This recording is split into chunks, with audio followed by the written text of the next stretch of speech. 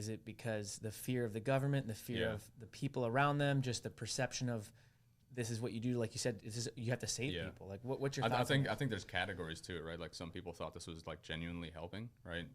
And they just were misled. Others were like, I'm going to comply because I'm being pressured. There were some that were like, I don't want to do this, but I want to partake in all the fun activities, so I'm going to do it.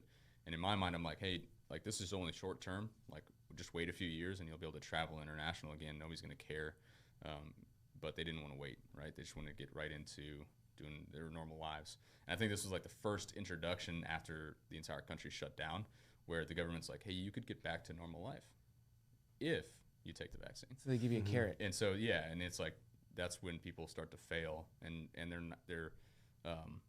their discernment just goes out the window, right? They see this little, like you said, the carrot, and they're like, okay, well, if I can do that, then they're going to give me access to my life again. It's like it's not their rule to give you access to your life. You shouldn't have shut it down in the first place. So did you make your decisions based on gut feeling, what you believed in, or was it more, I've done my research, I've looked at the data, I've spoken to some experts. How did you make your decision, and how did that evolve?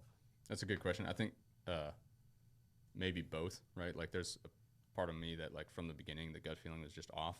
There's something stupid about this. And then like logic just didn't fit, right? Studying, all the mandates that were coming out, all their, different rules that they were putting out. None of this stuff made logical sense at all.